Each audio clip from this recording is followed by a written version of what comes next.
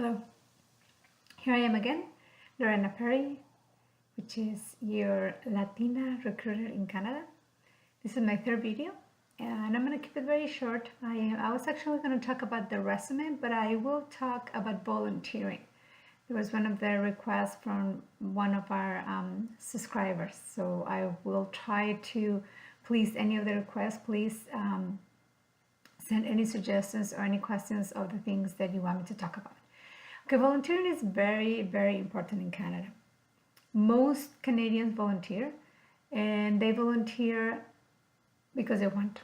They want to give back and they want to be involved in the community.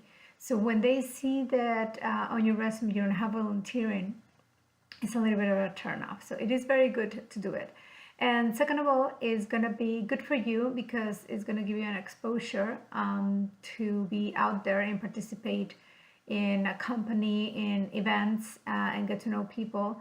And they're going to get to know you, and you're going to get to be able to expose more of yourself and your capabilities. And that's going to help eventually with your job search.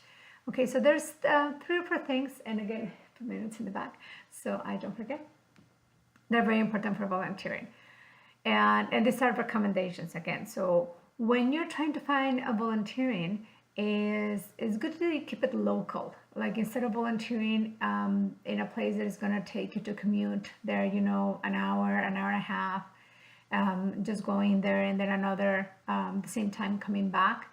It's draining. So try to find something that is closer to home, so it will be easier for you to get to that location. And then you also get to know your own community, so you can check the newspapers, you can check ads,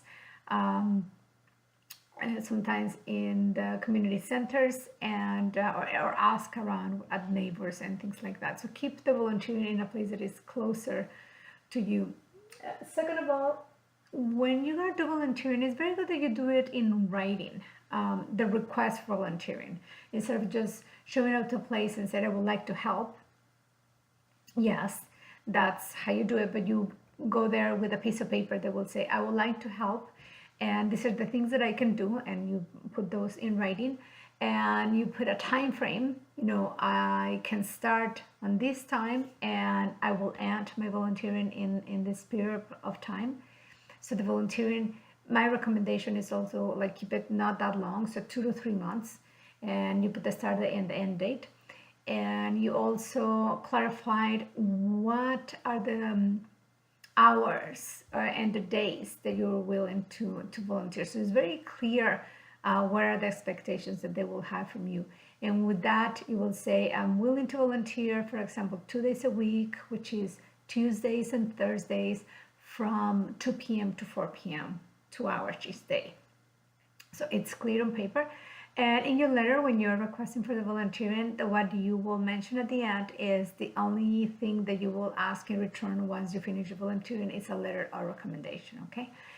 And as soon as you get your volunteering position, the first thing you do is you go and you put it on your resume, okay? That is gonna help you to show that you have Canadian experience.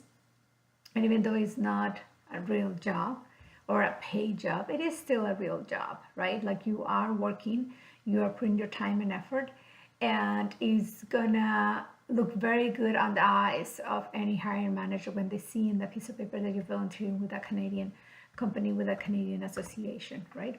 And another thing that I forgot to mention, it's on my list, is try to volunteer within your area of expertise, right? Like if you are in marketing, maybe find a marketing company and do some free ad or some free postings for them. But if you can keep it within your area of expertise, then volunteer in any other areas that you feel comfortable. My volunteering for years was with kids, and also in a hospice, and now in newcomer centers, talking about these things. So my volunteer is really all over the place. So if you try to keep it within your area and expertise, that could eventually become your job. But if not, then at least volunteer in any other areas. Okay. Thanks a lot. I will have the next video will be about resumes, and I will probably break it in 2 or 3 short videos. Thank you.